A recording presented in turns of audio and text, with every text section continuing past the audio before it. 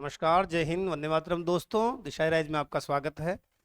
हम कक्षा 10 विज्ञान विषय का प्रकाश बिंदु का अध्ययन कर रहे थे। प्रकाश जो हमारी दृष्टि में संवेदना पैदा करता है, प्रकाश जिसके कारण हम वस्तुओं को देख पाते हैं, प्रकाश जो एक प्रकार की ऊर्जा है। इस प्रकाश के कुछ गुणों का हमने जैसे विवर्तन, जैसे परावर्तन का अध्ययन कर लिया था। इसके साथ ही हमने समतल दर्पण और गोलीय दर्पण का अध्ययन किया था। समतल दर्पण में दर्पण से प्रतिबिंब किस तरह बनता है, किस प्रकार का बनता है, हम कितने दूर खड़े होंगे तो कितना प्रतिबिंब बनेगा, दर्पण में हम अगर फूट रहे दिखाई दे रहे हैं तो क्यों दिखाई दे रहे हैं, इन सब का हमने अध्ययन कर लिया था। आज हम जो बिंदु का अध्ययन करेंगे वो करेंगे गोलीय दर्पण के भागों का। गोलीय दर्पण जो एक खोखला हमने कांच का गोला बताया, एक हिस्से पे पॉलिश कर दी। अगर उस गोलीय दर्पण का, ये हमने बात करी, एक खोखला गोला है कांच का, गोलीय दर्पण है, हमने इसको काटा। अगर इसका दो तरह से हो सकता है इसका, अगर इस वाले हिस्से पे पॉलिश कर दे तो ये किस दर्पण की तरह कार्य करेगा, ये उत्तल दर्पण का कार्य करेगा। बिल्कुल समझ में आ रहा दोस्त। अगर हमने इसके उभरे हुए भाग पर पॉलिश कर दी तो ये अवतल दर्पण की तरह कार्य करेगा। हमने इन दोनों दर्पणों को किससे प्राप्त किया है? गोलीय दर्पण से प्राप्त किया है। किस प्रकार का दर्पण हम इसे कह सकते हैं? गोलीय दर्पण है। तो गोलीय दर्पण से दो प्रकार के दर्पण हम निकाल सकते हैं, देख सकते हैं। एक समतल और दूसरा उत्तल। दोनों गोलीय दर्पण के ही भाग हैं। अगर हम बात करें तो ये गोलीय दर्पण का हमने अगर काटा, इसके अंदर वाले भाग पर पॉलिश करें तो उभरा हुआ जो भाग है वो परावर्तन का कार्य करेगा। बिल्कुल अच्छे से आराम से समझना है भाई। तो उभरा हुआ भाग जब परावर्तन का कार्य करेगा तो ये दर्पण कहलाएगा उत्तल दर्पण। ठीक है, क्योंकि अपन यहाँ दर्पण पढ़ रहे हैं, मिरर पढ़ रहे हैं, लेंस नहीं है, दोनों में अंतर है। लेंस जो है वो पारदर्शी है और दर्पण में एक हिस्से पे हम क्या कर रहे हैं, उसके पॉलिश कर रहे हैं। तो ये अपने को एक ध्यान में रखना है। अगर हम इनके इंग्लिश नेम देखें तो अवतल जो दर्पण है उनको हम कहते हैं कनकेव मिरर,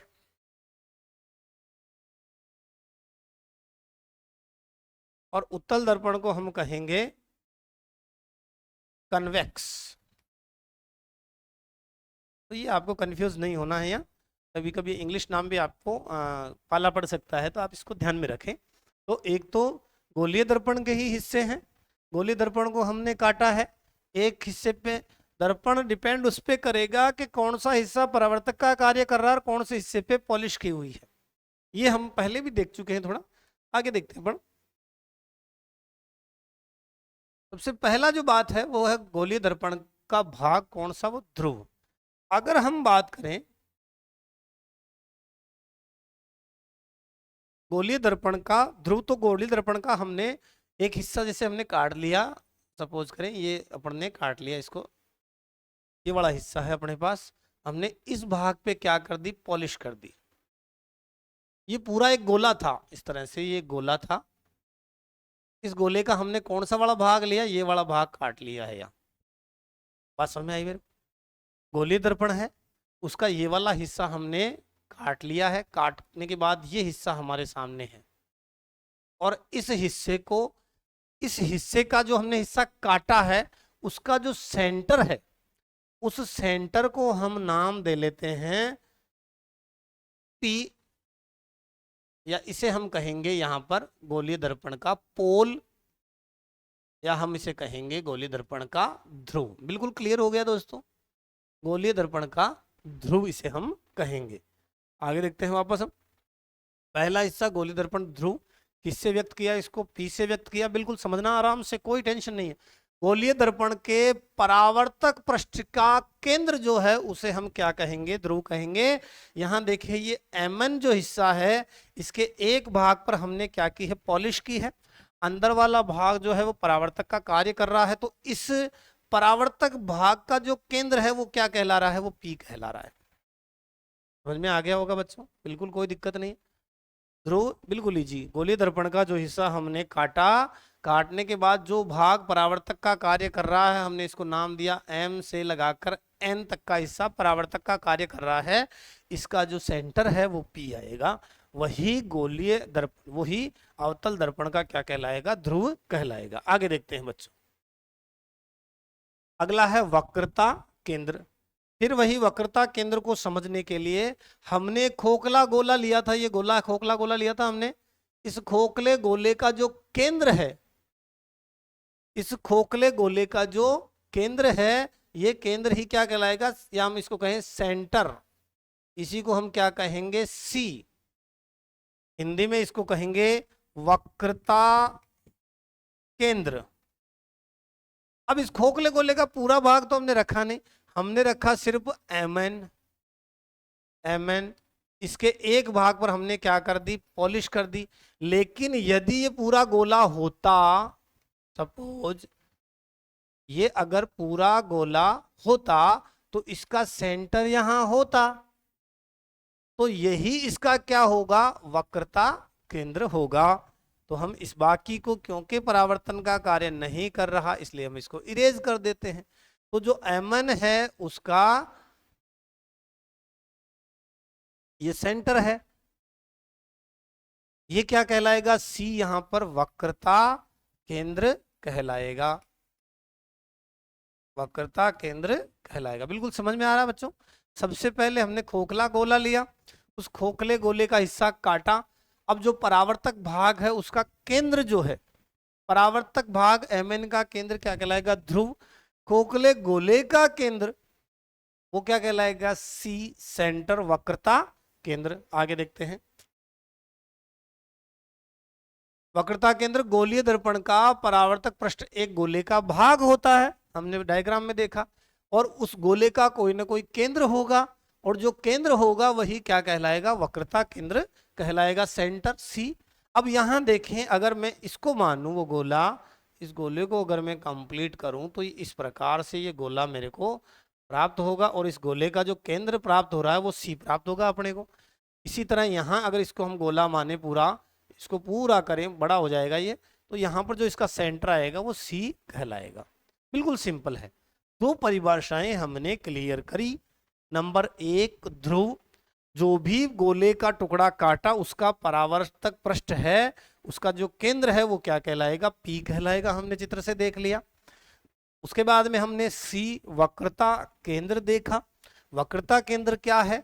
ये पूरा किसी न किसी गोले का भाग है जिसका टुकड़ा परावर्तक पृष्ठ का कार्य कर रहा है, और उस गोले का केंद्र जो है वही वक्रता केंद्र कहलाता है। इसे हम कैपिटल सी से व्यक्त करते हैं। दो परिभाषाएं हुई अभी तक गोलीय दर्पण के भागों की। आगे देखते हैं बच्चों। अगला है वक्रता त्रिज्या। बहुत आसान, वापस वक्रता त्रिज्या। देखो यहां पर क्या था बच्चों? पी था, और यहां पर क्या है? सी। पी हमने क्या पढ़ा? पी हमने पढ़ा ध्रुव। सी हमने क्या पढ़ा? वक्रता केंद्र। तो ध्रुव से लगाकर जो वक्रता केंद्र के बीच की जो दूरी आ रही है वही क्या कहलाती है? वक्रता त्रिज्या कहलाती है। और फ्रेश करें इसको, और फ्रेश करते हैं। ये एक खोखला गोला है, इस खोखले गोले का हमने एक टुकड़ा काटा, ये इस टुकड़े के एक भाग पर हमने पॉलिश कर दी, ये है एम और एन हमने नाम दिया इसको। इस गोले का केंद्र तो क्या कहलाएगा? पी कहलाएगा। और परावर्तक पृष्ठ का, गोले का जो केंद्र है पूरा इस तरह से अगर मैं गोला मानूं इसका, तो इसका केंद्र बनेगा यहाँ पे, इसको मैंने नाम दिया सी। इसको सी को क्या बोलते हैं? वक्रता केंद्र। अब या तो इस खोखले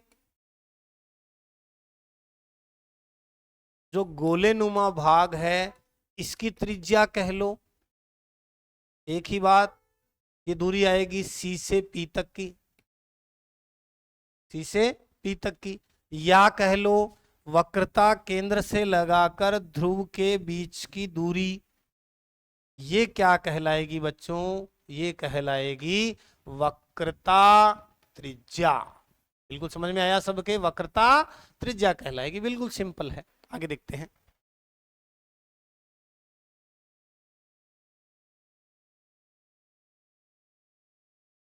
गोलीय दर्पण का ध्रुव है, ध्रुव को हमने क्या कहा, P कहा, और वक्रता केंद्र को क्या कहा, C कहा।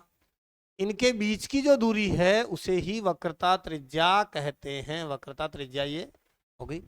और इसे किससे व्यक्त करते हैं, PC से व्यक्त करते हैं। बिल्कुल समझ में आ गया, वो बहुत आसान है, कोई दिक्कत नहीं। अभी तो 3 परिभाषाएं देखी हमने। परावर्तक पृष्ठ का केंद्र जो P है वो ध्रुव कहलाएगा, खोखले गोले का जो केंद्र है वह C कहलाएगा, वक्रता केंद्र। C से लगाकर P के बीच की दूरी वक्रता त्रिज्या कहलाएगी। बिल्कुल 3 परिभाषाएं कंठस्थ होनी चाहिए, बिल्कुल आपको समझ में आ जानी चाहिए। फिर अगला है मुख्य फोकस। मुख्य फोकस जिसे हम किससे व्यक्त करते हैं, ध्यान रखना, यहाँ 2 चीज आएगी बच्चों, 2 चीज आएगी। एक तो आएगा मुख्य फोकस और एक आएगा फोकस दूरी।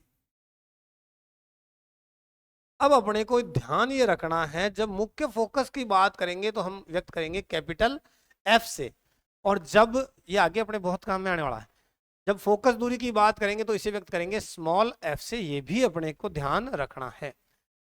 ये रिप्रेजेंट हम किससे करते हैं, वापस देखते हैं, अपनी परिभाषा पे आते हैं। पण मुख्य फोकस क्या है, दर्पण का ध्रुव है, ध्रुव क्या है, P है, वक्रता केंद्र क्या है, C है। इनके बीच में बराबर दूरी पर C से जितनी दूरी पर और P से जितनी दूरी पर क्या होता है, फोकस होता है, मुख्य फोकस होता है, मुख्य फोकस होता है। यहां जब भी किरणें आपतित होती है, आपतित होने के बाद परावर्तित होती है, तो जिस बिंदु पर मिलती है उसे मुख्य फोकस कहते हैं। ये जैसे मुख्य अक्ष आ गया, ये परावर्तक पृष्ठ आ गया, ये यहां पर गोले का क्या आ गया, C आ गया, ये यहां पर P आ गया। ये किरण आ रही है, ये किरण आ रही है, और आने के बाद जिस बिंदु से टकराकर लौटेगी, या तो ये जो बिंदु ये मिलता है इसे हम कहेंगे F या मुख्य फोकस कहेंगे। बिल्कुल समझ में आ गया बच्चों। मुख्य फोकस हमेशा वक्रता केंद्र और ध्रुव P के बीच में पाया जाता है, याद रह जाएगा। मुख्य फोकस जहां पर किरणें परावर्तन के बाद मिलती है वह मुख्य फोकस कहलाता है। यहां देखें, मुख्य अक्ष के समांतर आपतित किरण परावर्तन के बाद इसी मुख्य फोकस बिंदु पर मिलती है, और उत्तल दर्पण के अंदर ऐसा है, ये किरणें ऐसे आती है और मिलती हुई, डॉट डॉट का मतलब है प्रतीत होती है, जिस बिंदु पर मिलती प्रतीत होती है वही मुख्य फोकस कहलाता है। बिल्कुल इजी, आगे चलते हैं। अगला है फोकस दूरी, वही जो हमने बात की अभी, जो हमने चित्र देखा था बच्चों, वापस बना लेंगे अपन। ये Mn परावर्तक पृष्ठ या द्वारक है, इस पे पॉलिश कर दी, इसका केंद्र कहलाएगा P, ये इस खोखले गोले का केंद्र है C। यहाँ पर किरणें परावर्तन के पश्चात मिलती है तो हमने इसे नाम दिया F। अब यहाँ पर P से लगाकर F के बीच की जो दूरी आ रही है, P से लगाकर F के बीच की जो दूरी आ रही है, यानी हम कह सकते हैं ध्रुव से मुख्य फोकस के बीच की जो दूरी है वही क्या कहलाती है, वही फोकस दूरी कहलाती है, और इसे हम स्मॉल f से व्यक्त करते हैं। वापस देखते हैं, दर्पण का ध्रुव है ये रहा P, मुख्य फोकस है ये रहा F, इनके बीच में जो दूरी आ रही है, ये जो मैं रेड लाइन से बना रहा हूं, यही क्या कहलाती है, फोकस दूरी कहलाती है, और इसे स्मॉल f से व्यक्त करते हैं। अभी हमने बात की थी कैपिटल F की, कैपिटल F से मुख्य फोकस को व्यक्त करते हैं और स्मॉल f से फोकस दूरी को व्यक्त करते हैं। फिर अगली परिभाषा, एक इंपॉर्टेंट रिलेशन है, यह हमेशा वक्रता त्रिज्या की आधी होती है। यह हमेशा, ये देखो ये जो दूरी है यहां तक की, इसका आधा ये होगा। आगे और देखते हैं, अपन ने एक और डायग्राम लिया था यहाँ पे, ये जो दूरी है पूरी सी से लगाकर पी तक की, सी से लगाकर पी तक की, इसका आधा होगा पी से लगाकर एफ। पी एफ इसका क्या होगा, आधा होगा। ये हमेशा ये संबंध फिक्स रहता है। आगे अगली बात करें द्वारक की, जो परावर्तक पृष्ठ है, परावर्तक पृष्ठ है, जैसे हमने जिसको नाम दिया एम एन, क्या नाम दिया, एम एन। ये एम एन ही क्या कहलाता है, द्वारक कहलाता है। गोलीय दर्पण का जो परावर्तक पृष्ठ है वही क्या कहलाता है, जिसको हम किससे व्यक्त कर रहे हैं, एम एन से, जिसके एक भाग पर पॉलिश की जा रही है एपर्चर जिसे हम कहते हैं, वह क्या कहलाता है, द्वारक कहलाता है। इस पृष्ठ की वृत्ताकार सीमा रेखा होती है। गोलीय दर्पण के परावर्तक पृष्ठ, इसकी सीमा रेखा का व्यास दर्पण का द्वारक कहलाता है। यहाँ ये एम एन द्वारक है, यहाँ ये एम एन द्वारक है। आगे देखते हैं बच्चों, समझ में आ रहा है। अभी तक हमने क्या देखा, हमने गोलीय दर्पण में विभिन्न स्थितियां देखी। अब आगे देखते हैं प्रतिबिंब की स्थिति, प्रकृति क्या होती है, आकार क्या होता है। ये बहुत इंपॉर्टेंट है, ये समझ आएगी तभी हम दर्पण और उनके प्रतिबिंब समझ सकेंगे।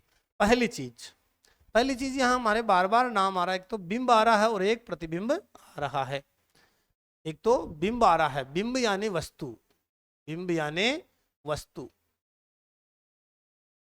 दूसरा, इसी वस्तु से क्या बनता है, प्रतिबिंब बनता है। इसी से क्या बनता है, प्रतिबिंब बनता है। इसको हम क्या कहते हैं, इमेज कहते हैं। क्या कहते हैं, इमेज। ठीक है बच्चों। तो पहली चीज बिंब, वह स्थान जहां क्या रखी गई है, वस्तु रखी गई है। प्रतिबिंब, वह स्थान जहां दर्पण से प्रतिबिंब बना है।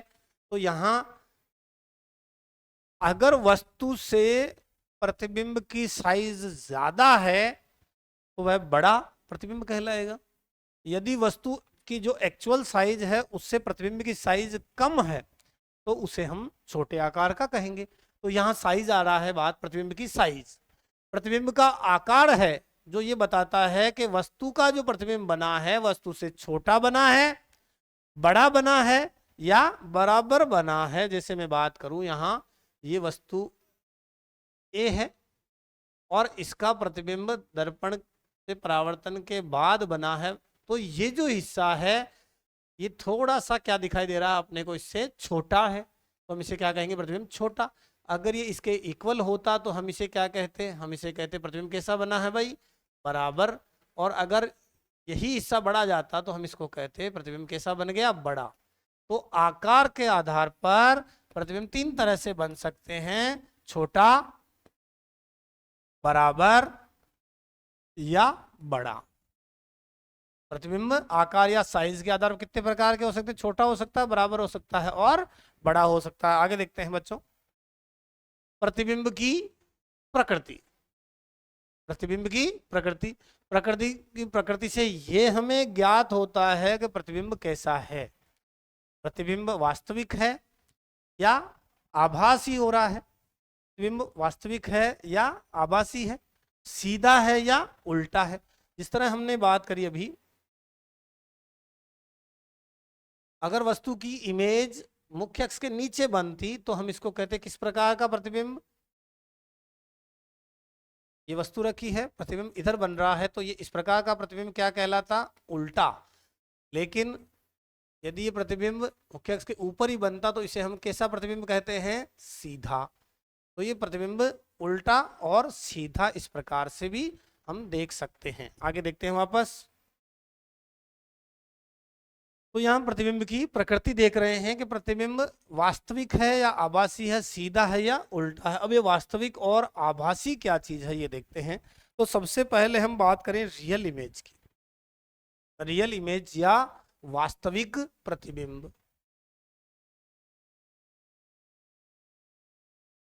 वास्तविक प्रतिबिंब, इसे हम क्या कहते हैं? Real image. रियल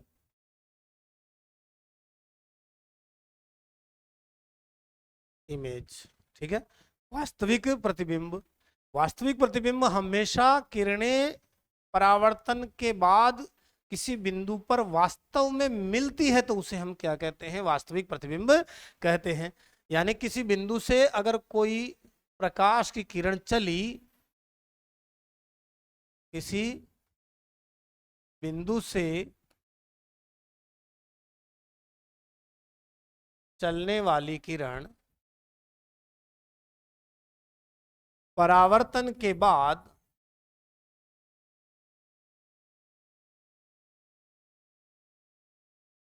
या परावर्तन के पश्चात किसी बिंदु पर वास्तव में मिलती है, किसी बिंदु पर वास्तव परावर्तन के पश्चात किसी बिंदु पर वास्तव में मिलती है, वास्तव में मिलती है, तो इस प्रकार का जो प्रतिबिंब है उसे हम क्या कहेंगे? तो उसे हम वास्तविक प्रतिबिंब कहेंगे, रियल इमेज कहेंगे।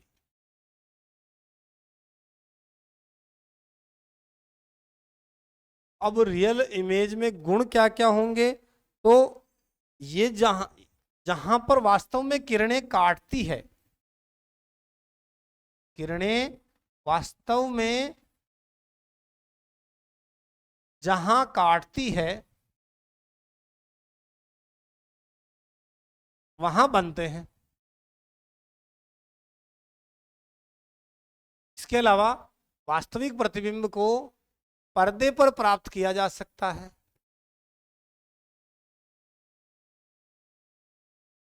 पर्दे पर प्राप्त किया जा सकता है। अगर हम बात करें अवतल दर्पण की, अवतल दर्पण और उत्तल लेंस, अवतल दर्पण और उत्तल लेंस में सामान्यतः एक दो स्थितियों को अगर छोड़ दें तो सामान्यतः वास्तविक प्रतिबिंब बनता है।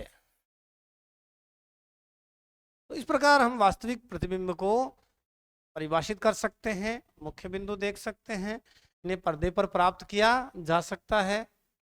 अवतल दर्पण और उत्तल लेंस में सामान्यतः वास्तविक प्रतिबिंब बनते हैं। जहां वास्तविक होता है प्रतिबिंब सामान्यतः वह उल्टा भी होता है।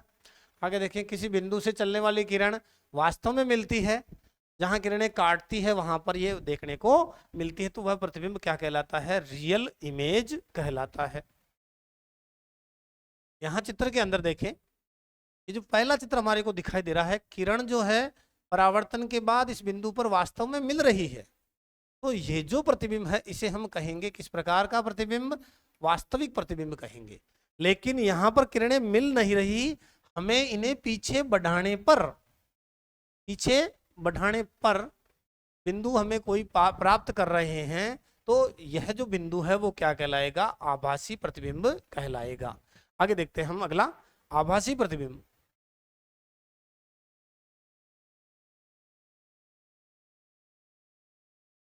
आभासी प्रतिबिंब, आभासी प्रतिबिंब में किरणें मिलती, वास्तव में नहीं मिलती है, लेकिन मिलती हुई प्रतीत होती है। किरणें मिलती नहीं है, मिलती हुई प्रतीत होती है, तो उसे हम क्या कहेंगे? आभासी प्रतिबिंब कहेंगे, वर्चुअल इमेज।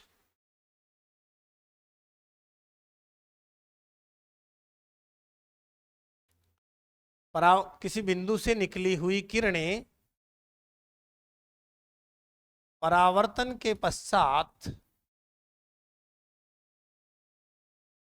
परावर्तन के पश्चात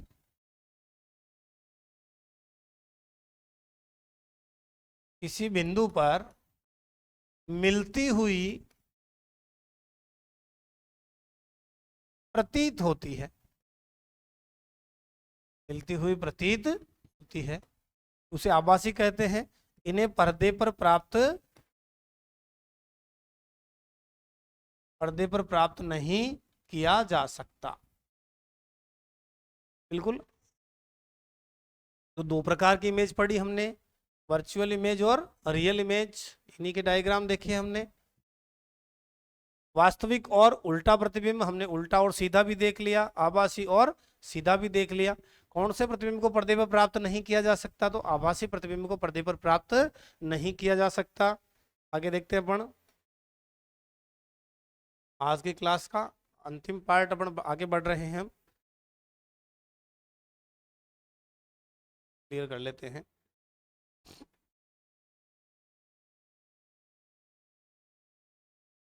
गोलीय दर्पण द्वारा प्रतिबिंब बनने के नियम। गोलीय दर्पण द्वारा प्रतिबिंब बनने के नियम। यहाँ टोटली हम 4 नियम देखेंगे। कुल 4 नियम देखेंगे, बिल्कुल आराम से समझना। आगे जब हम अवतल दर्पण, उत्तल दर्पण, उत्तल लेंस, अवतल लेंस के प्रतिबिंब के चित्र बनाएंगे, वहां पे ये नियम हमारे काम में आने हैं, तो हमें इनकी समझ बनानी है। पहला नियम क्या है? देखो बच्चों, सिंपल है, आप चित्र बनाने से डरे नहीं। एक तो ये जो हिस्सा है ये दर्पण का हिस्सा है, गोलीय दर्पण का, सिंपल बना लोगे। किरण, ये एक मुख्य अक्ष हमेशा बनाना है जो सेंटर में आए, पी की तरफ आए, मुख्य अक्ष पे आए। तो फर्स्ट हमारे को जैसे हमने बनाया ये वाला हिस्सा, और इसके सेंटर पे ये हमने मुख्य अक्ष बना दिया। ये तो नंबर 1 बात होगी, बिल्कुल सिंपल है। अब पहला नियम ये कहता है कि किरणें यदि समांतर आती है तो परावर्तन के बाद वो मुख्य अक्ष से होकर गुजरती है। यहां देखो किरणें कैसी आ रही है, इस किरण के समांतर आ रही है। नियम नंबर 1, किरण यदि समांतर आती है तो परावर्तन के बाद मुख्य फोकस से होकर गुजरती है। यहां भी देखें किरणें क्या आ रही है, समांतर आ रही है। किरणें क्या आ रही है, समांतर आ रही है, क्योंकि इसमें प्रतिबिंब आगे बढ़ाने पर प्राप्त होता है। तो इन किरणों को अगर हम आगे बढ़ाएं तो ये कहां मिलेगी, फोकस पर मिलेगी। नियम 1 क्या है?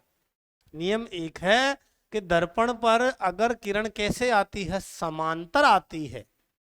क्या आ रही है, समांतर आती है, तो परावर्तन के बाद वो किस बिंदु से गुजरेगी, फोकस से होकर गुजरेगी। यहां पढ़ते हैं, दर्पण के मुख्य अक्ष के समांतर प्रकाश की किरण आती है तो क्या होगा, परावर्तन के बाद क्या होगा, परावर्तन के बाद मुख्य फोकस से होकर वो गुजरेगी। बिल्कुल, इसको वापस क्लियर कर लेते हैं, आप समझ पाओ। किरणें समांतर आई बच्चों, समांतर आने के बाद में कहां से होकर गुजरी, फोकस से होकर गुजरी। अगला नियम नंबर 1 था ये। दूसरा नियम, दर्पण के मुख्य फोकस से गुजरने वाली किरणें प्रकाश के परावर्तन के बाद मुख्य अक्ष के समांतर हो जाती है। अगर किरणें समान मुख्य फोकस से आ रही है तो वह समांतर हो जाएगी। अपन इसके चित्र बनाते हैं। नंबर 1 चित्र बनाते हैं।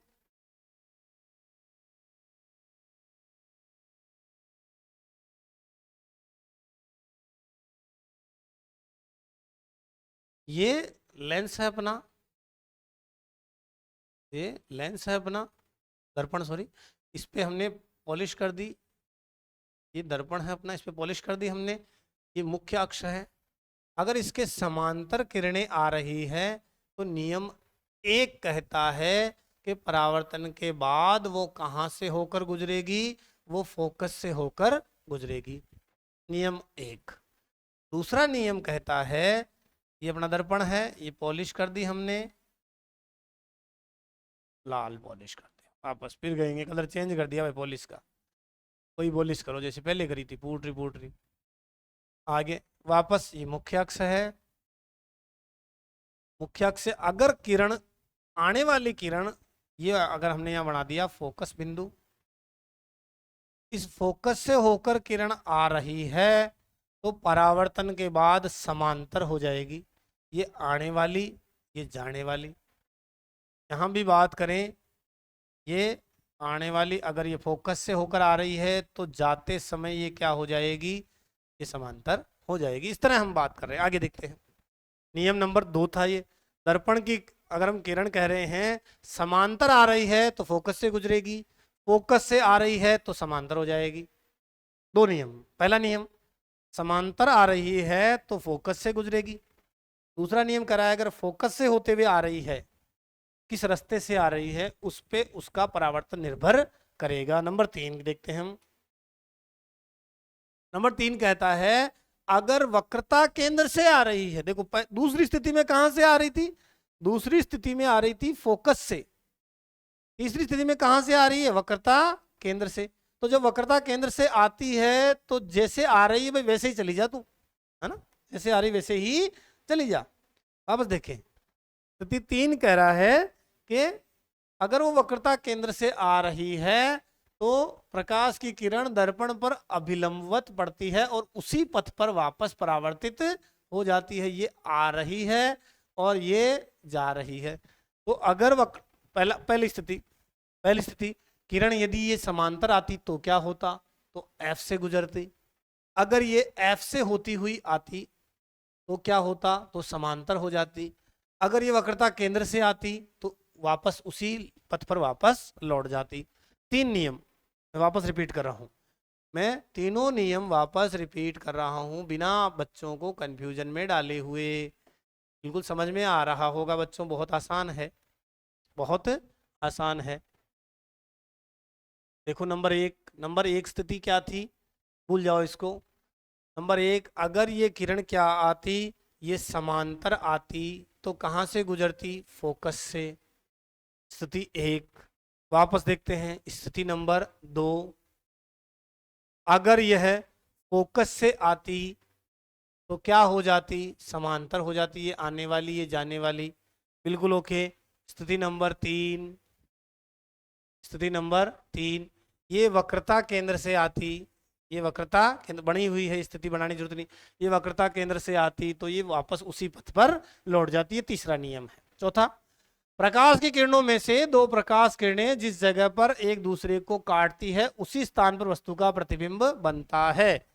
जहां पर किरणों ने एक दूसरे को काटा, वो कटान जहां पर है, बिंदु जहां किरणें जहां मिल रही है वहां पे उसका क्या बन जाएगी, इमेज बनती है। तो इस प्रकार दोस्तों हमने अवतल दर्पण के बारे में जाना, गोलीय दर्पण के बारे में जाना, गोलीय दर्पण में विभिन्न स्थितियां कौन सी होती है उनके बारे में जाना, और गोलीय दर्पण में परावर्तन किस प्रकार होता है, क्या क्या नियम होते हैं, 4 नियम हमने देखे। इसके आगे अवतल दर्पण, उत्तल दर्पण, अपवर्तन, अवतल लेंस और उत्तल लेंस आगे की कक्षाओं में हम देखेंगे। अभी के लिए इतना ही। इनको आप समझें, इन इमेज को, इन परिभाषाओं को आप बनाने की कोशिश करें और अपने साथियों को लगातार ये क्लासेस के बारे में जानकारी दें, शेयर करें और उनसे डिस्कस करें। डिस्कशन से अपनी कमियां भी हमें पता चलती है और अपनी तैयारी का भी हम आकलन कर सकते हैं। तो जुड़िए रहिए हमारे साथ। बहुत बहुत धन्यवाद।